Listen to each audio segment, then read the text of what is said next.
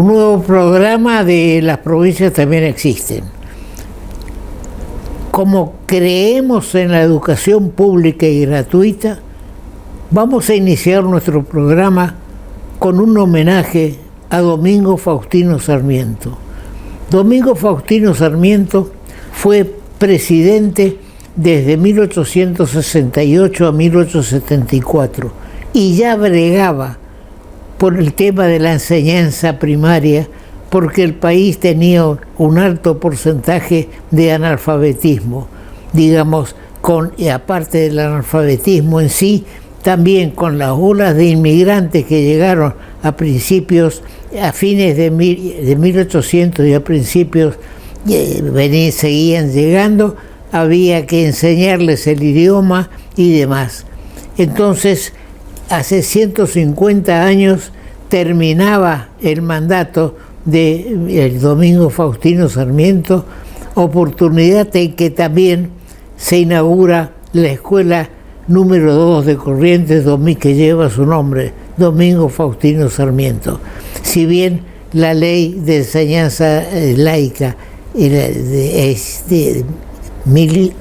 la ley 1420, se sanciona durante el gobierno de Roca, que viene, digamos, 6 años después de la terminación del mandato de Sarmiento. A Sarmiento lo sucede Nicolás Avellaneda y después viene, digamos, el general Roca, que es un héroe en otro campo, pero digamos, en la colonización y el afianzamiento de la argentinidad, de la República Argentina, con sus expediciones al sur y demás.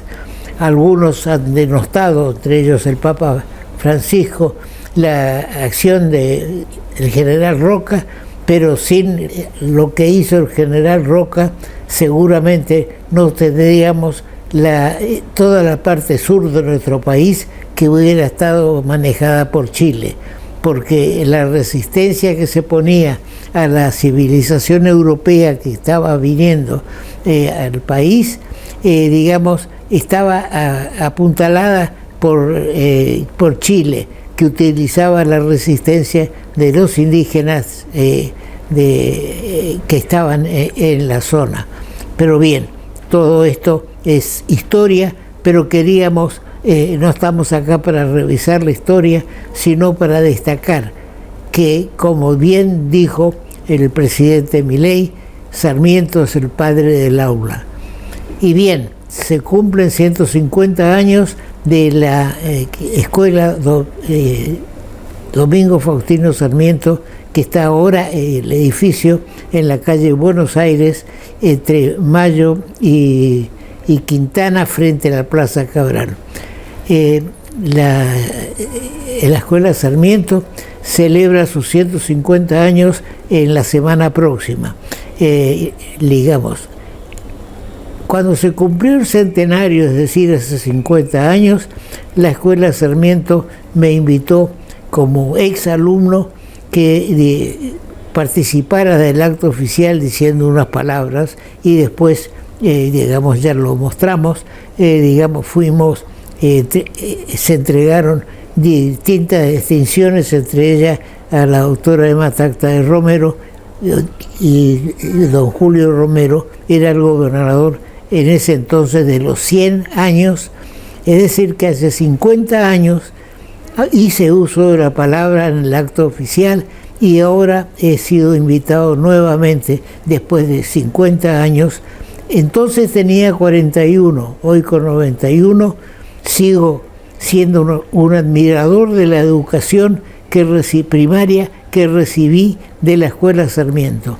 Ahora, cuando se está discutiendo todo este tema de las universidades, yo digo de que hay que preocuparse también de la escuela primaria y secundaria, que son la base para poder llegar a la universidad. Sin una buena educación primaria, con docentes responsables y con una remuneración adecuada, hay que fijarse más en la remuneración de los maestros y profesores de las escuelas primarias y secundarias, que en lo de la universidad, donde ya el título en sí habilita a realizar muchas gestiones que son retribuidas, mientras que los maestras y maestros de la escuela primaria tienen como único ingreso el sueldo que les paga el Estado. Bien, pasado este punto, vamos a otro que también tiene, digamos, que ver con la universidad. Desde hace un tiempo se viene discutiendo si Cristina Fernández de Kirchner es o no es abogada. Esto tiene una solución muy simple y que le conviene a Cristina despejar este tema, porque con solo mostrar el título que expide la Universidad de La Plata, donde supuestamente, y digo supuestamente porque no muestra su título, ella cursó sus estudios, yo también, y ahí tengo la imagen de mi diploma, que certifica que yo egresé en 1953 de la Universidad Nacional de La Plata. Pero Cristina, al no querer mostrar su título, crea una confusión. Tenemos un video que se refiere a este tema, en el cual aparece o se dice que hay una constancia de retiro de título o algo así, pero no el título. Ahora, esa constancia también aparece superpuesta a una borrada del nombre del que era al que correspondía ese certificado, y puesto encima el nombre de ella. Todo esto lo vemos en el video que a continuación mostramos. Señor director. Fue video. Lo primero que hice fue buscar en los colegios públicos de abogados de todo el país, de todas las provincias.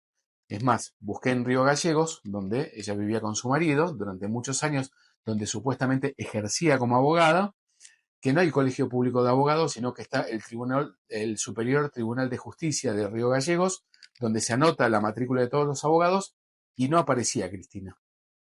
Pero no solo no aparecía en ninguna provincia, lo cual es raro en serio. Después empezamos a buscar por otros lados. Buscamos, y apareció el primer documento que supuestamente demostraba que Cristina era abogada. ¿Qué es el documento? La ficha de entrega de título, que también lo pueden ver acá. Si ustedes le prestan atención, este documento, donde aparece el nombre de Cristina, aparece su documento, su DNI, van a ver que está borroneado. Raro. Yo dije, qué raro que este documento oficial, que es lo único que apareció hasta ahora, que es la ficha de entrega, es decir, el documento que prueba que alguna vez le dieron supuestamente un diploma, está borroneado en el nombre y en el documento. Contraté a un perito para que analizara el documento y descubrió algo que me sorprendió. Me dice, mira, Cristian, este documento, debajo del nombre de Cristina y del documento de Cristina, aparece otra persona. Y le digo, ¿y se puede saber quién es la persona? Sí, Valentín Olmos. Y está su número de documento inclusive. Cuando lo cotejo, el número de documento con el nombre de este Valentín Olmos, realmente existía la persona, había estudiado en la Universidad de La Plata y sí se había recibido. Una persona que en ese momento vivía en Salta. A ver si se entiende. Lo que empezó como una usurpación de títulos y honores terminó siendo una adulteración de documento público, que es otro delito penal. Bueno, todo esto que les cuento, que lo denuncié en la justicia, no lo investigó la justicia, no se animó, porque ¿quiénes gobernaban en 2007? Néstor y Cristina.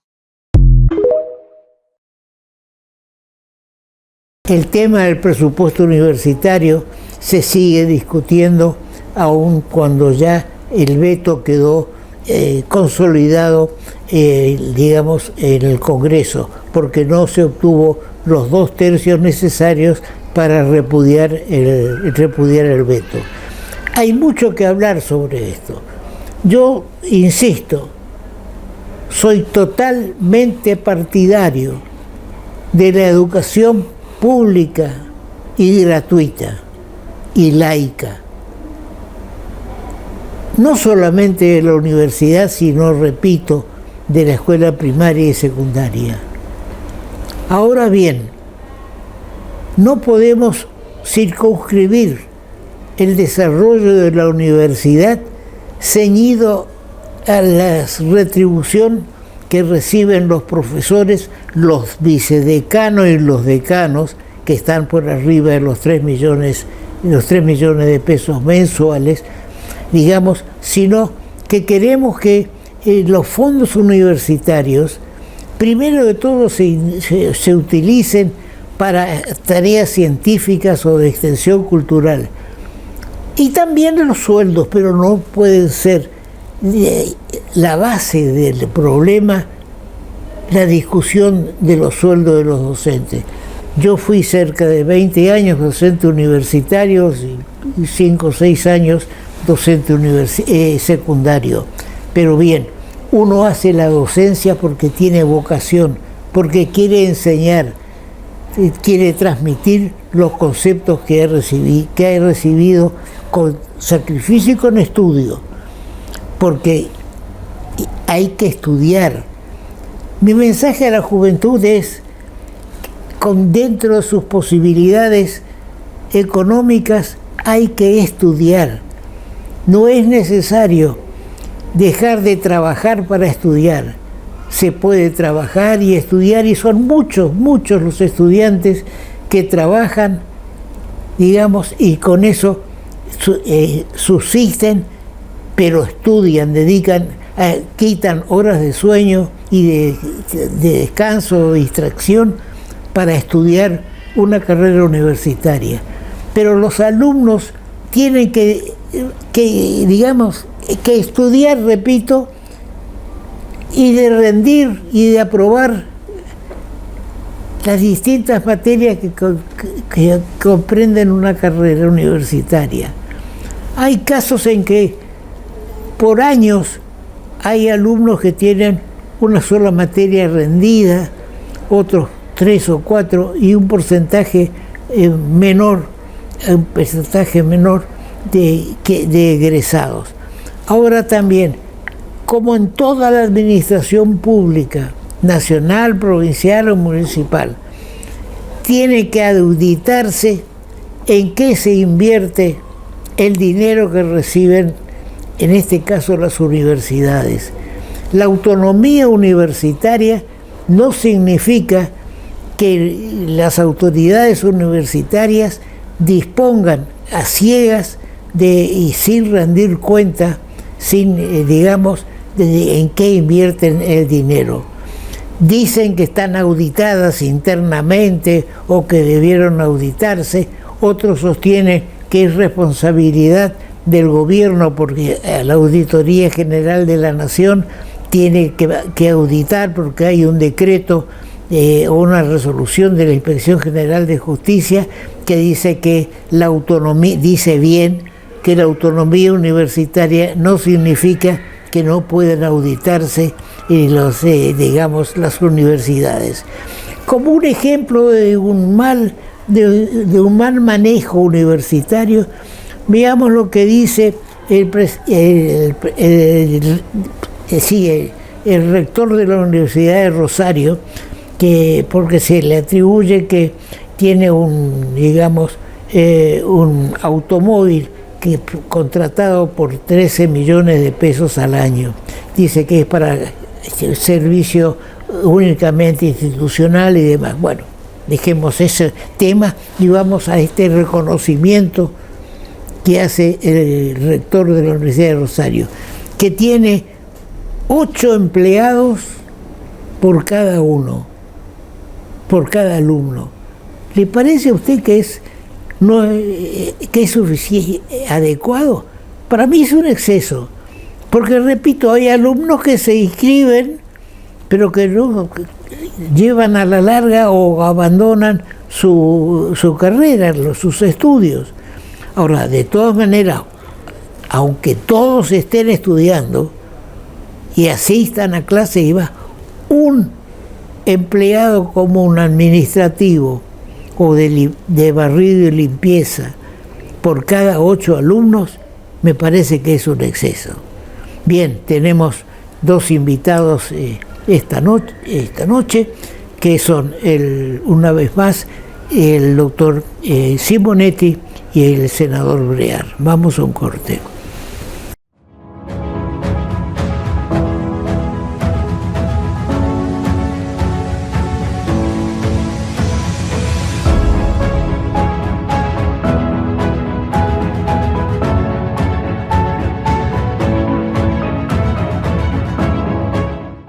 Estamos una vez más con el doctor Jorge Simonetti, profundo analista de la política nacional y provincial. Él el día domingo publicó un artículo titulado Al borde de dos precipicios, que en cierta medida coincide también con un artículo en el Diario de la Nación de Avanza la sombra de la violencia política de Héctor Guyot. Yo coincido en el tema de que hay que atemperar los enfrentamientos, pero ¿quién puede explicar mejor todo esto que el autor del artículo, por supuesto? Bienvenido, Jorge, una vez más. Gracias, Toto, muy amable. Sí, en ese artículo que vos estás haciendo mención del día domingo, estoy planteando de que comienza a desaparecer el centro político de la escena, el radicalismo, el PRO, etcétera, y está engordando los extremos, que son por un lado Milei y por el otro lado Cristina, que creo que van a ser los dos contendientes principales de las elecciones de 2025.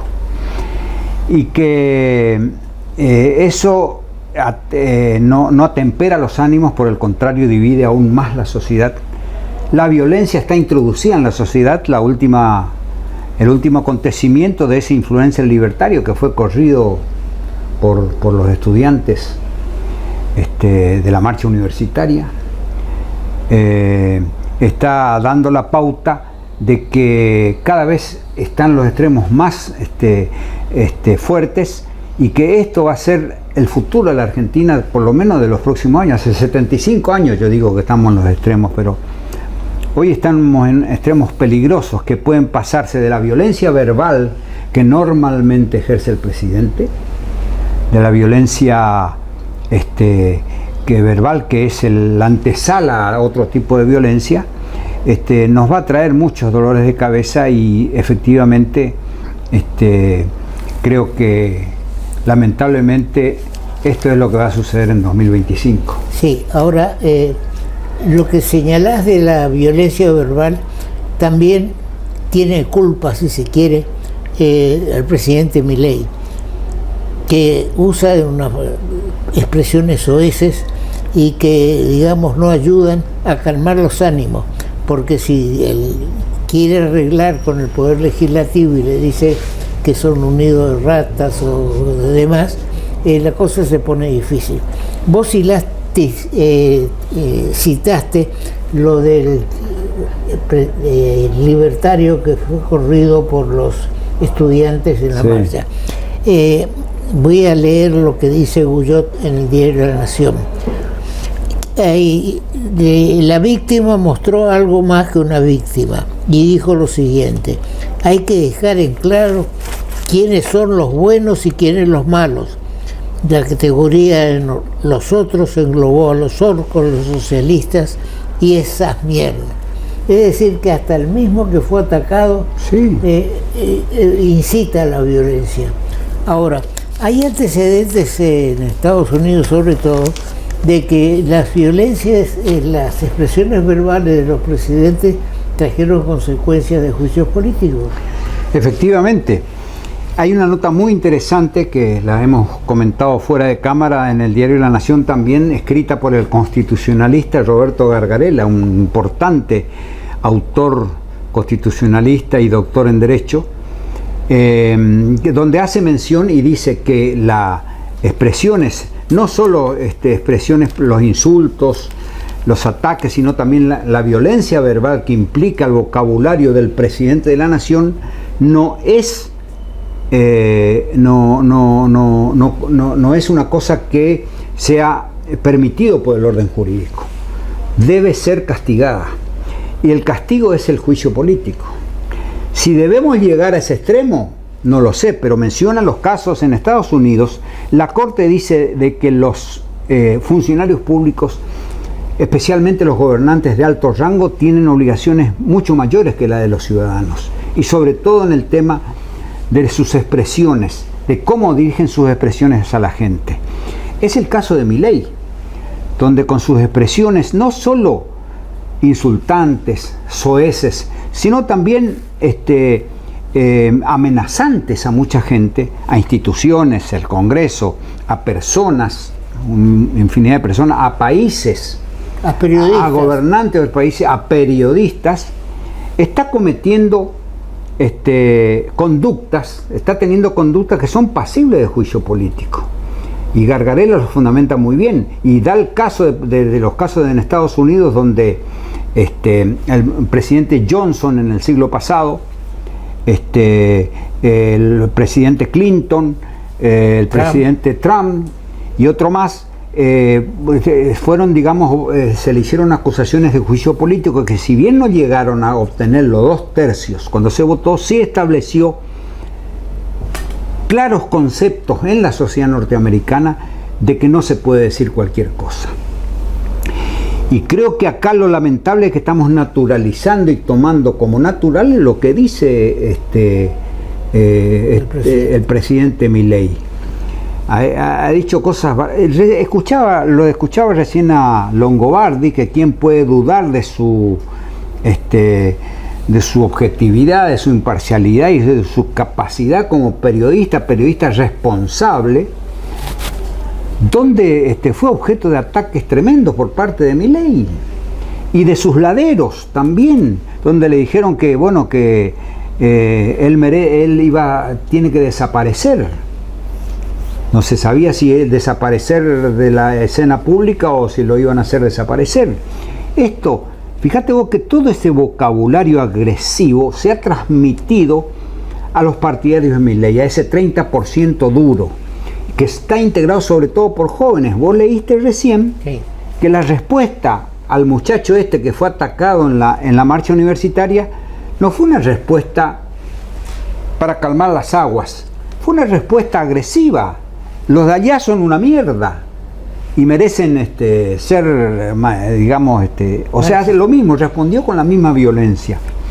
Esto verdaderamente es preocupante, Toto. Ahora, preocupante es que también que el vocabulario soez que usa el presidente parecería que lo atrae, a la juventud le atrae.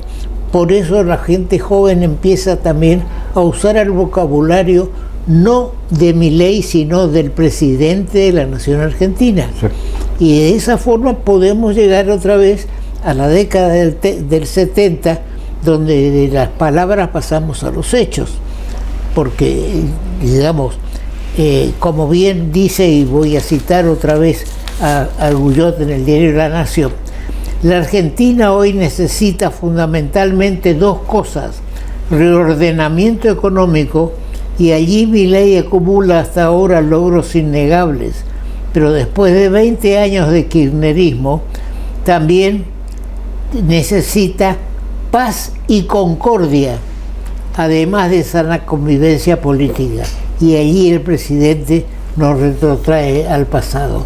Es decir, que estamos coincidiendo nosotros acá en nuestro programa, con la colaboración de Jorge Simonetti, estamos coincidiendo con lo que piensan en el diario de la Nación, lo cual no es totalmente, lo cual no es poco, ¿no? Y volviendo a este artículo de Gargarella, donde dice que puede ser objeto de juicio político, yo creo que antes del juicio político hay que establecer las condiciones de imputabilidad de Milei. Y esto digo no con un aspecto, con una intención despectiva, sino verdaderamente convencido de esto. Hay que ver si Milei es imputable o no, porque hay una enfermedad, la coprolalia o cacolalia, que es un trastorno neuropsiquiátrico que destaca por el hecho de emitir frases despectivas y ofensivas sin control alguno. Esa es una enfermedad neuropsiquiátrica, la coprolalia.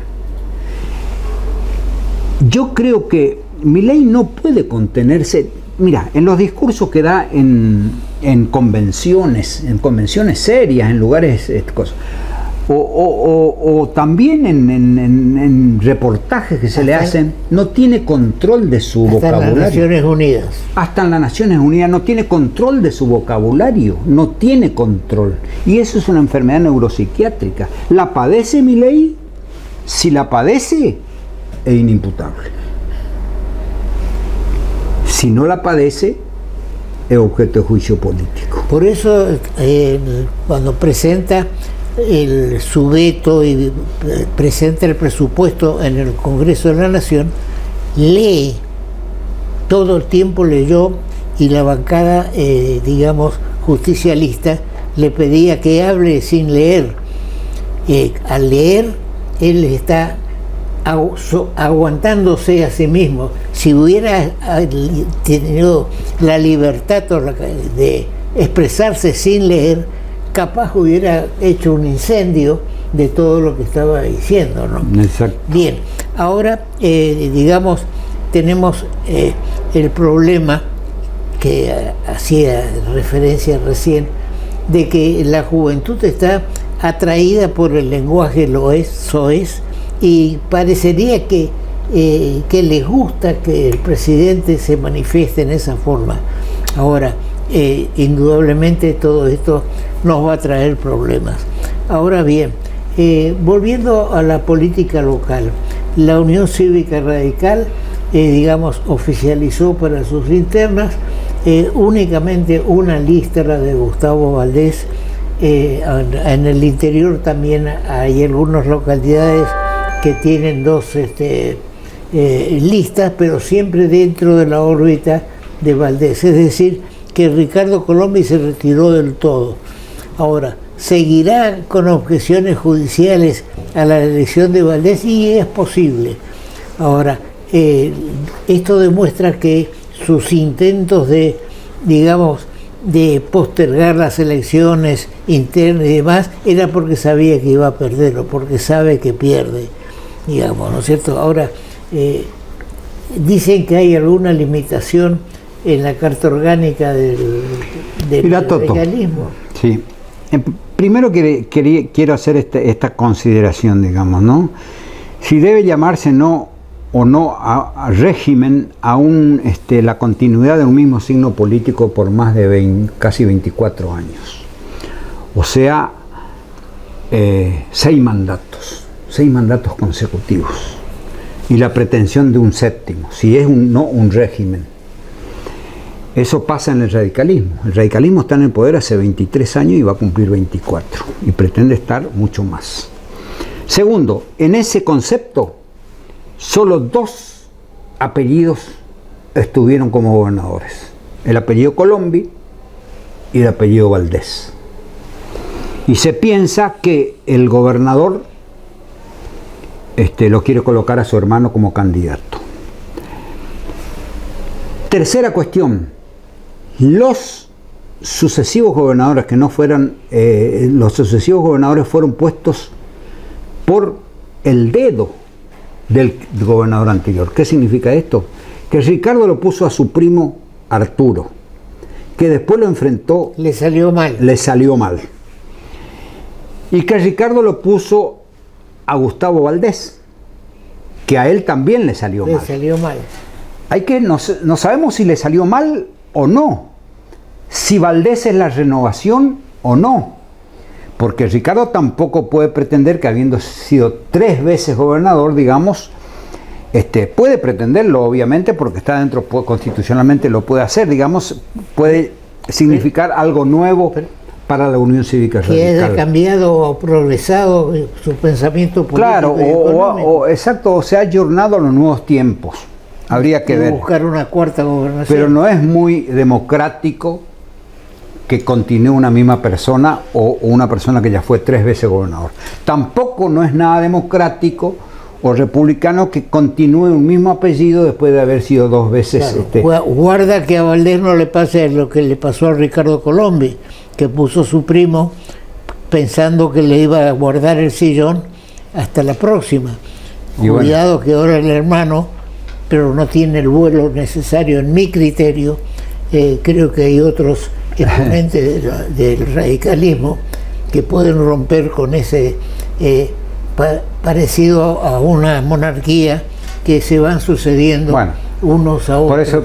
Por eso mismo dice si esto no se parece más a un régimen, y diría yo casi un régimen monárquico, como bien lo acabas de decir. Si esto es lógico en Corrientes. Lo que pasa que en Corrientes, que forma parte del norte pobre, nordeste y noroeste, digamos, son limitadas las pretensiones de un pueblo acostumbrado a la pobreza, porque la parte privada se extiende poco. El Estado es omnipresente, tiene mucha influencia. Entonces, ¿qué es lo suficiente en Corrientes? Pagar los sueldos, aunque sean escasos, aunque sean bajos los sueldos, pero hay que pagarlos. Con eso se conforma el correntino. Y así se transforman estos regímenes que van ya por 24 y 28, 32 o lo que fuere, con 2 apellidos en la gestión, con solamente 2 apellidos. O sea que probablemente tengamos que optar dentro, estoy hablando siempre dentro de la Unión Cívica Radical, o con el continuismo de un mismo apellido, Valdés, ¿no? El hermano, que no sabemos todavía eso, porque eso está en una nebulosa y no sé cuáles son las intenciones definitivas, o la vuelta de alguien que fue 3 veces gobernador. Eso es como para pensarlo. Y obviamente que ha cambiado el mapa político de la provincia con el gobierno de Milei. ¿Por qué?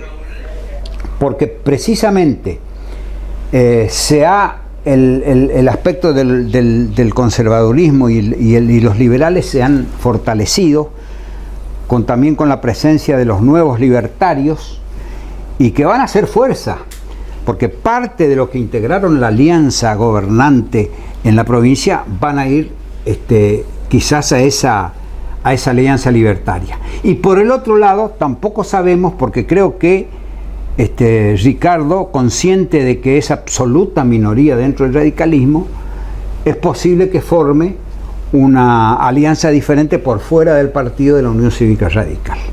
A pesar de que yo creo que va a plantear estas cuestiones no solo de hacer prevalecer la decisión de la mesa directiva, apelará, etcétera, o la limitación que establece la propia Carta Orgánica Nacional de la Unión Cívica Radical, donde dice que las cartas orgánicas provinciales deben garantizar la separación y la incompatibilidad entre un cargo político, por ejemplo el gobernador, con un cargo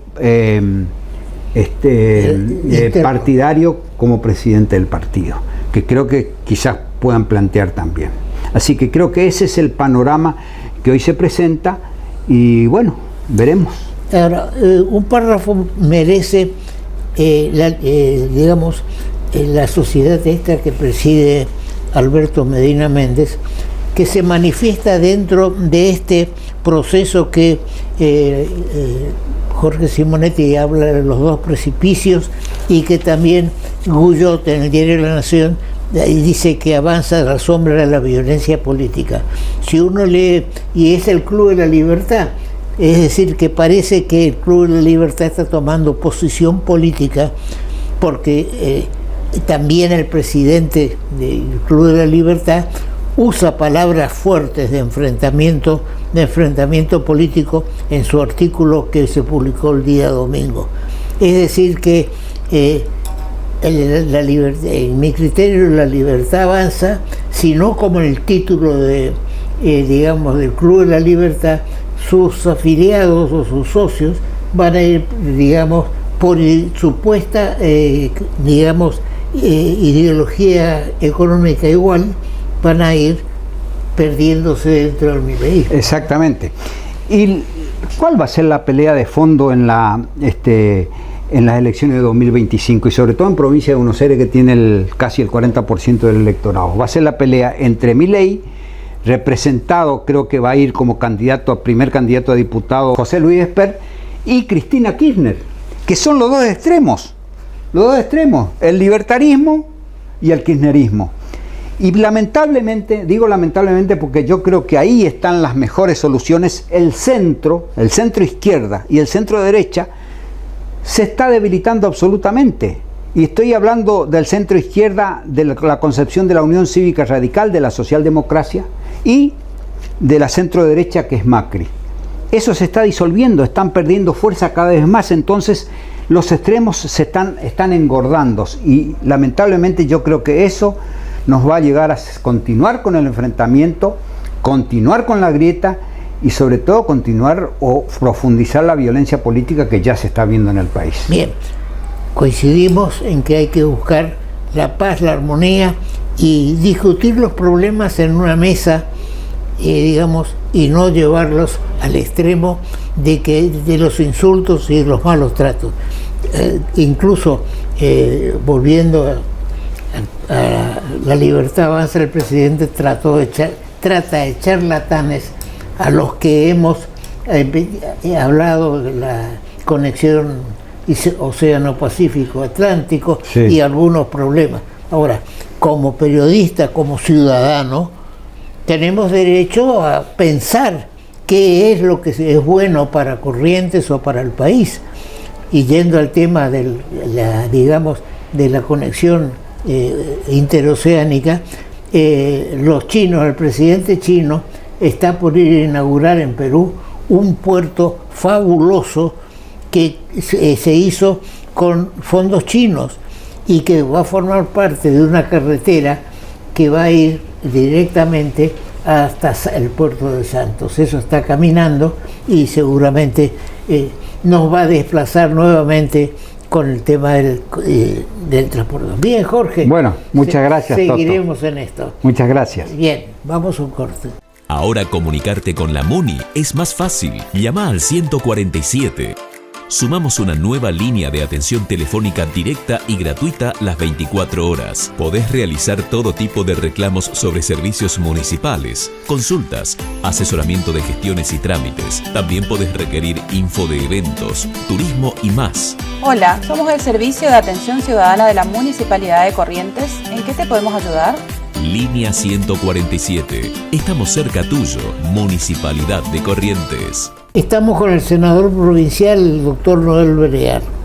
El doctor Noel Berear, dirigente de la Unión Cívica Radical, y vamos a pedirle que nos explique cómo está el tema de la Unión Cívica Radical en estos momentos en Corrientes y también en el país. Bienvenido, Noel, una vez más. Estamos bien analizando porque el tiempo pasa y la ropa queda, decía una publicidad, ¿no es cierto? Eso. Así que, ¿cómo ves el tema político hoy día acá en la provincia de Corrientes con la Unión Cívica Radical que ya postuló a Gustavo Valdés? Tenemos que decir que hay buenas noticias y se viene cumpliendo el diagnóstico que hablamos con vos, Toto, el otro día. Este sábado primero fue muy importante porque 75 delegaciones de toda la provincia de Corrientes, de mayores y de juventud, convergieron en el Comité Central, como la meca, diríamos. Era mucha gente, pero mucha gente joven, un corte así espectacular, de las 8 de la mañana hasta las 2 y media de la mañana, donde acreditaron sus listas, donde presentaron sus listas, y rápidamente funcionó la Junta Electoral con 5 miembros y funcionó con un veedor judicial. El veedor judicial vio todo el proceso, anotó el acta, se entregó a la Junta Electoral todas las listas, es decir, se fue haciendo el trabajo necesario. Se presentó única lista en la provincia encabezada por el doctor Valdés y la vicepresidenta es la intendente de Bellavista, una dirigente muy joven que anda muy bien. Y después... Es una mujer, ¿no? Sí.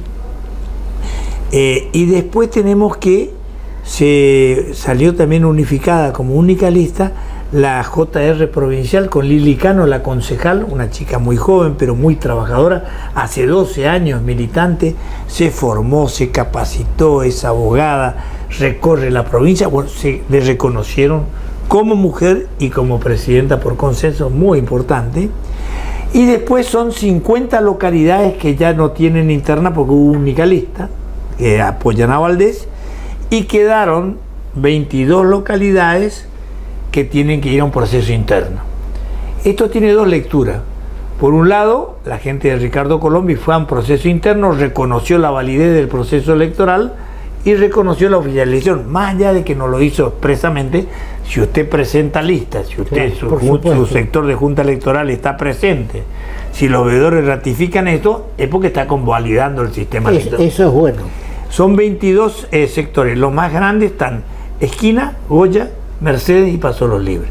Los demás son pueblos más chicos, pero no por eso no menos importantes. Conforman 22 que van a un proceso interno que se va a resolver el 27. Y en la capital tenemos 12 secciones, se hizo lista única, no hay lista contraria, Polis es el presidente y el que le habla es el primer convencional por la capital para la provincia de Corrientes. Se hizo una lista de integración, hay una única lista y 12 secciones también se votan en simultánea, 10 secciones ya están consolidadas, única lista, y hay 2 secciones intra-Valdés, le llamamos nosotros, las dos apoyan a Valdés, pero se está buscando el último consenso en la zona de Molina Punta y en la zona de montaña. Es una cuestión interna dentro de los valdecinos. Interna de la interna de la interna. Está bien, está bien. Digo así rápidamente, eso fue lo instrumental. Y la lectura política es que me parece que cualquier cámara que tiene que dar la última palabra del fallo judicial es que si han participado del proceso interno en lo que ellos tuvieron capacidad, no tuvieron posibilidad en la provincial de presentarse, pero sí en 22 pueblos y su junta electoral, 3 habían elegido la convención y 2 el comité central, tenemos que decir que ahí lo que se llama la teoría del acto propio, ahí un reconocimiento, ¿no? Hay que reconocer también de que el fallo judicial de primera instancia es bastante confuso, porque por un lado mantiene a la Junta, al Comité Central, y por el otro lado ratifica las elecciones, pero a último momento, con una presentación de los que siguen a Gustavo Valdés, consiguieron que se ratifique, se blinde fecha, especialmente la fecha de las elecciones. Así es. Inscripción de candidatos que ya se hizo el pasado fin de semana, es decir que prácticamente la candidatura de, digamos, la presidencia de la Unión Cívica Radical de Corrientes quedará en manos de Gustavo Valdés. Ahora, ¿qué va a hacer Ricardo Colombi? Es una, digamos, una incógnita. Lo más probable es que apele, que siga con la tarea judicial. Nosotros decíamos acá siempre que el que no quiere internas es el que, porque piensa que va a perder. Entonces trata de obstaculizar siempre las internas, ¿no es cierto? Pero bien. Y mire, el criterio de la Cámara Federal Electoral, que es única en el país, tiene un criterio que dice: aquel que quiere esconder la urna y aquellos que quieren que se vote y el afiliado decida, siempre gana el que quiere que vote y el afiliado decida. El que esconde la urna es una cosa rarísima, ¿no? Por supuesto. Ahora bien, ¿se perfila algún cambio de posición o un avance en algunos campos que propone la Unión Cívica Radical para el año próximo?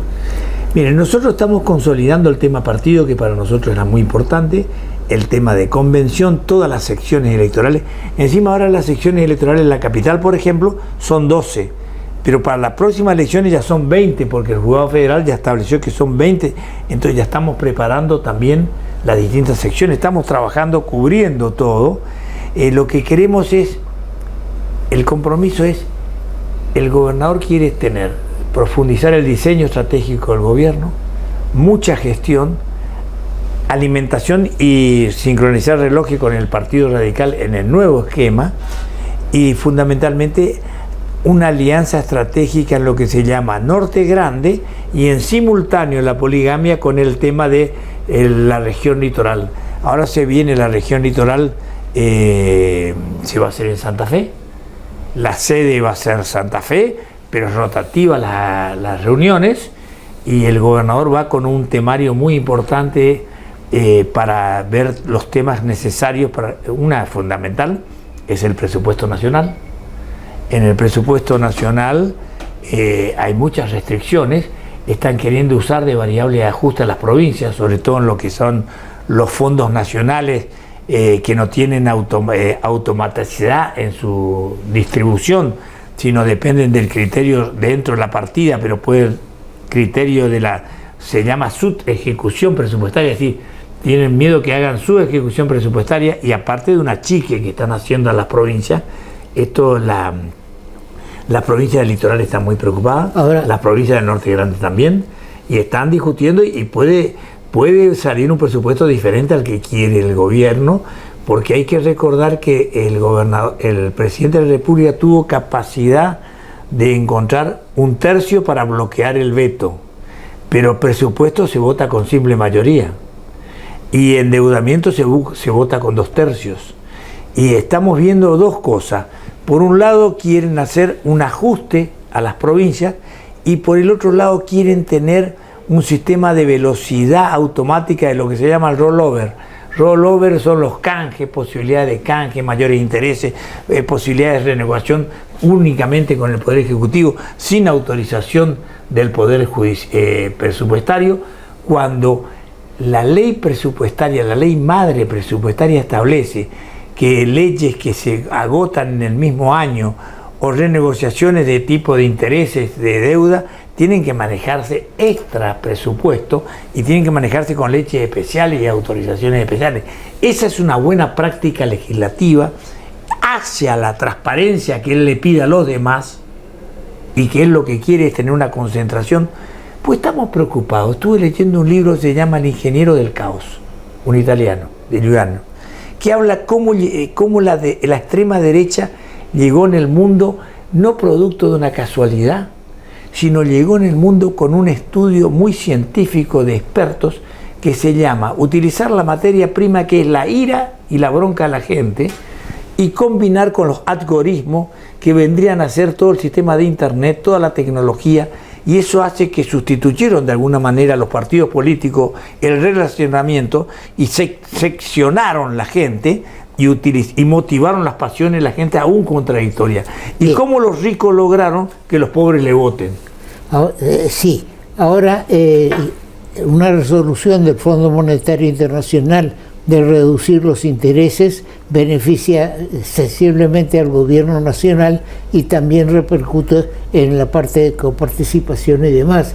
Ahora, hay que reconocer de que el gobierno de Valdés ha logrado un equilibrio fiscal previo que le permite, que le 160% es el aumento de los sueldos acumulados en los 6 aumentos de este año. Sí, aparte que de los aumentos que son necesarios. No obstante, a Martín Barrio Nuevo no le llena, y es cierto, hace siempre falta más. Pero lo que pasa, nosotros estábamos mirando los sueldos que pagaba Martín Barrio Nuevo en el municipio de Corrientes cuando él era secretario de Hacienda, y podía pagar todo lo que él dice que se puede pagar, y era casi 3 veces menos que el sueldo que pagaba la provincia. Sí. Y lo mismo se mandan la parte, ¿no? Así es. Ahora, él era secretario de Hacienda de Camagüey, que está detrás de la cortina viendo si se alía o no con Milei. Claro, yo creo que quiero destacar que el gobernador Valdés puede presentar algo que es muy importante. Exhibe. Que es el pago en términos de los sueldos, jubilaciones. Además, antes de fin de mes se cobran los sueldos, porque el atraso de sueldos y demás ha sido motivo alguna vez de... Y en 8 días de coparticipación pagamos el 100% del interés y capital del año. En 8 días. Juntamos 8 días y se paga el interés y el capital de todo el año la deuda. Esa es toda la deuda que nosotros tenemos. Ese es un manejo preexistente y es lo que nos está permitiendo manejarnos racionalmente en todo este esquema y tener seguridad política, ¿no? Ahora se hizo entrega de casas por parte del INVICO. Entregaron 164 viviendas, la última entrega que se hizo en Santa Catalina. Santa Catalina se está armando una ciudad que es espectacular. Se está haciendo la avenida Nino Flores, que atraviesa Santa Catalina, llega hasta la escuela de policía, desde Maipú a la escuela de policía.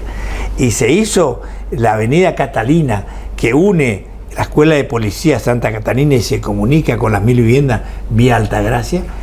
Realmente es un sistema de comunicación fabuloso. Sí. Y después, usted se imagina ahí viviendas casi 1000 y pico de viviendas en Santa Catalina ya.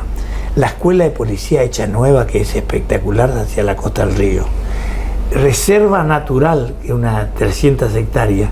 100 hectáreas de parque industrial con alta tecnología y fundamentalmente con estaciones transformadoras. Es toda una ciudad, ahí hay que entenderla, ecológica, policial, de vivienda, comercial e industrial. Se está armando todo un sistema, tiene 2.500 hectáreas. Sí. Eso es una cosa espectacular. Santa Catalina está dentro del radio de Capital, es un barrio de Efectivamente, Capital. efectivamente. ¿No es cierto? Ahora, también Está. es notable el desarrollo de la parte... Kilómetro 7 le diría, 6,5, ¿no? Más o menos. Sí, ahora del otro lado de la ciudad, es decir, la parte de Santa Ana y demás, es notable el crecimiento que tiene todo Pero esa eso es zona, ¿no? fabuloso. Ahora, Los country, las casas, la ruta 43 ya quedó chica. sí, Y ahora hay que pavimentar la ruta 99, que es la que une Laguna Brava a Santa Ana. Todo un sistema de desarrollo inmobiliario espectaculares y de vivienda y de casa. Una cosa fabulosa. Santa Ana hizo un boom, ¿no? sí.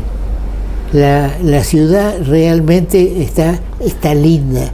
Y ahora se va a inaugurar la ruta 5, la autovía. Es un sueño hasta Laguna Brava, la autovía. Yo hago siempre.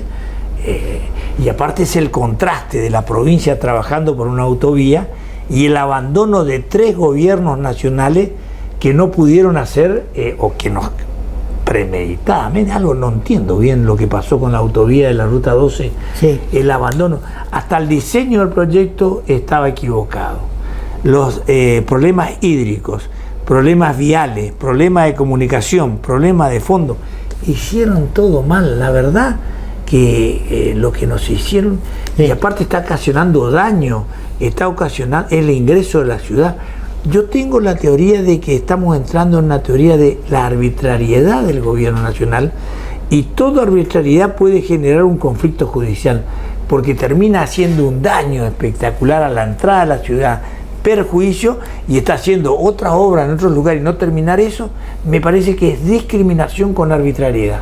Ahora, el tema de la obra pública está también destacada en el gobierno de Valdés, a pesar de que uno pueda tener alguna El objeción. oncológico está quedando espectacular. Sí. Calle Suiza y Chacabuco, en la esquina de lo que era el hogar escuela, ¿no? Digo, para ubicarnos así rápidamente. Espectacular, todo vidriado. Por ejemplo, el proyecto que se presentó hará un par de semanas de la construcción en terrenos de vialidad de 3 torres para concentrar el tema administrativo de la provincia es algo destacable. Para mi criterio no así lo que se está haciendo en Julio de San Juan para un museo de arte moderno. Bueno, a mí me gusta eso. ¿Perdón? Me gusta, usted sabe, Sí. lo de Julio, lo que era el banco, el Museo de Arte Moderno va a ser una cosa fabulosa, y me parece que Sí. usted mirá las prioridades de cada uno, Sí. pero yo le digo, estuve mirando por internet el Museo de Arte Moderno de Londres, que está en lo que significaban los antiguos silos que hay en Claro. Hadas, creo que se llama. Dio a la ciudad una densidad espectacular ahí frente al Támesis, y tiene un salón que está toda la política de derechos humanos de la Argentina, ¿usted sabe? Por eso lo estuve mirando, yo soy presidente de la Comisión de Derechos Humanos. Tiene todo un salón de cartas, persecuciones, procesos. Es una cosa fabulosa. Aparte del arte moderno, tiene un salón donde están las cartas, están los desaparecidos. Es una cosa muy linda. A mí, yo eso también le quiero proponer al gobernador ahora, que en una parte de ese Museo de Arte Moderno, una propuesta que va a ser de la Comisión de Presupuesto, tengamos lo que se llamó la transición democrática, el liderazgo de Raúl Alfonsín en la política de derechos humanos, el juzgamiento a las 3 juntas de comandantes y la condena a la cúpula montonera, porque si no la gente cree, no, se condenó a los militares, pero no a la junta, a los montoneros. A los montoneros se le condenó. Acá el problema que hubo, hay que decir, que un neoliberal, héroe para Milei, Menem, lo indultó. Y al indultar generó una asimetría, porque los militares son delitos de lesa humanidad, entonces son imprescriptibles. Y los montoneros, por haberlo indultado, después quedaron prescritos los delitos porque son delitos del Código Penal tradicional, asociación ilícita, homicidio. Sí. Entonces, ese es el problema político, pero sí, no hubo dos ojos. Se dice que del rescate de los hermanos Born por parte de los montoneros... Sí, 50 millones de dólares, 70 millones de dólares. Millones de ¿Fue dólares. A Cuba? Se destinó a la campaña presidencial de Menem una parte de esos fondos, y por eso, en retribución, Menem sancionó el indulto. Sí. Ahora, pero él fue el neoliberal Menem el que creó el problema de la asimetría, porque ellos estaban presos. Claro, pero sí, pero el tema se dice que es el origen del apoyo que se le hizo. Sí, el diario Clarín pasó el porcentaje de donde se destinó esos 50 millones que es... Pero lo que quiero decir, en el Museo de Arte Moderno, aparte de 300 obras que ya hay y obras que se compraron ahora, a mí me gustaría que un salón hable de todo el tema de política de derechos humanos y el nunca más. Esta va a ser mi propuesta. Pero que esté todo, que estén las condenas a los montoneros, la condena a los militares, todo el proceso de dictadura, lo que fue, lo que se hizo en el mundo, porque acá hay que saber, a Asti le condenaron en Francia por violación de los derechos humanos. El Papa Juan Pablo II, no Francisco, recibió a las madres de Plaza de Mayo y denunció que en el África y en la Argentina se violaban los derechos humanos. En 1978, Está bien, pero... el informe de Estados Unidos de la Dorian decía que había 9.000 y pico de desaparecidos en la Argentina. Está bien, pero... El informe Sábato hablaba de 9.870. Digo, todo esto tiene que la gente, porque si no, la resignificación del poder, te quieren cambiar historias que no hay que cambiar. No, por supuesto, pero hay que tener en cuenta también, si hablamos de violación de derechos humanos, que por parte de los montoneros también hubo violación de los derechos humanos y sin embargo quedaron exentos. Pero culpa neoliberal de Menem. Claro, digamos, hablábamos con el doctor Simonetti hace un momento de que las extremas terminan enfrentándose desde las palabras a después a los hechos. Por eso tenemos que tratar de evitar que, digamos, de atacar a los verbalmente a los la violencia verbal, la violencia verbal, atacar a aquellos que piensan distinto que nosotros, que merecen tener sus ideas, pero sí rechazar siempre el tema de recurrir a las armas para imponer una solución. Y lo que pasa, Toto, vos que sos de cultura judía, no sé si es religión judía, pero de cultura y de origen judío, ¿sabés que Carl Schmitt fue el abogado que le dio el diseño jurídico al nazismo en Alemania de la preguerra? Con unos libros, era un hombre muy inteligente, teología, la Constitución, escribió un montón y tuvo el famoso debate con Kelsen, que defendía al Parlamento y él odiaba al Parlamento y creía en el decisionismo, donde el Führer era el soberano, y definía una cosa.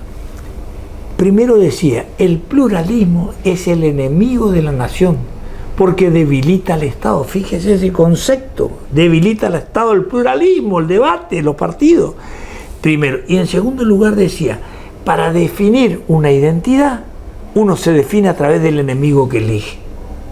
Entonces, y el enemigo es el que hay que hacer desaparecer y le puede. Si usted mira, Carl Schmitt esa teoría compró Kirchner a través de Ernesto Laclau, el filósofo.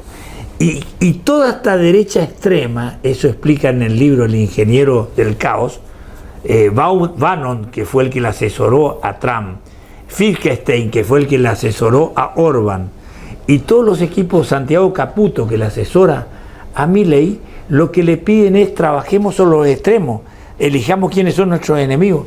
Copian la teoría de Carl Schmitt. Claro. Ahora...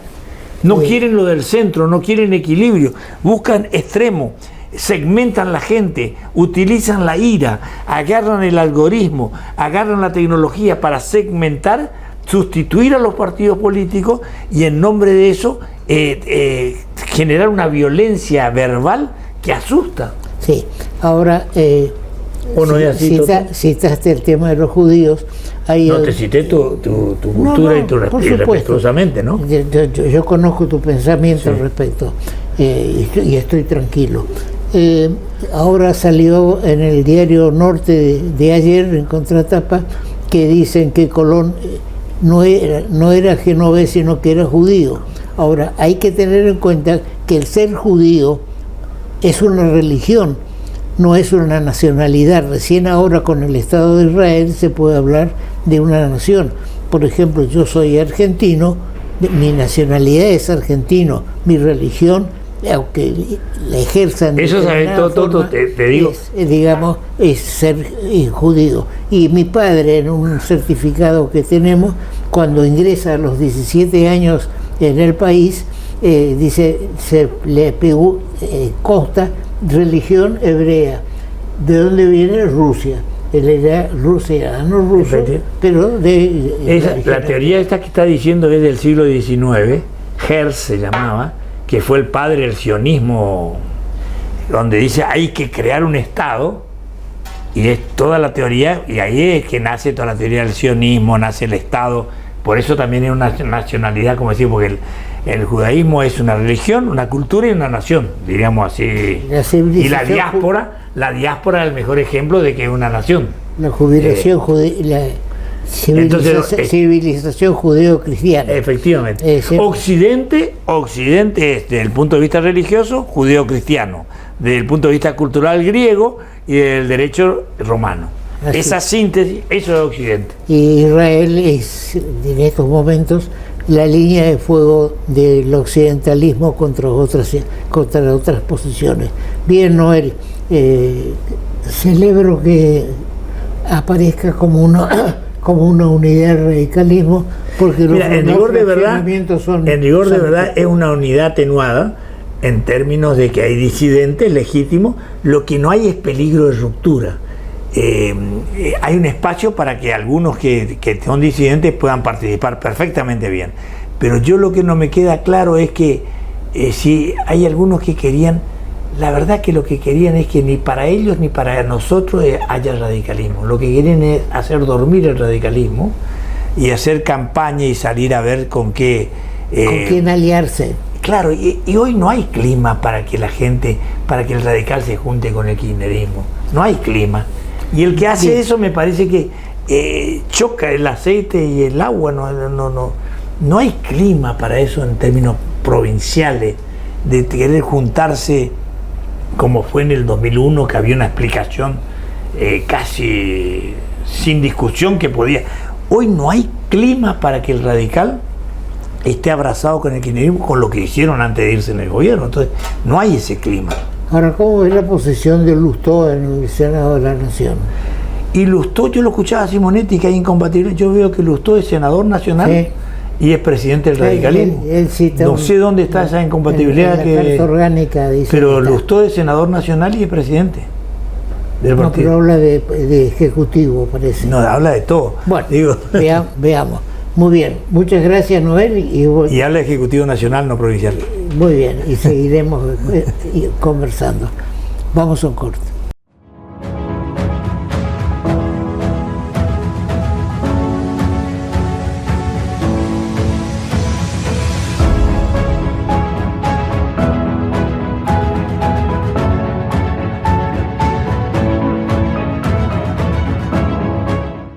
Bien, será para nuestro próximo programa.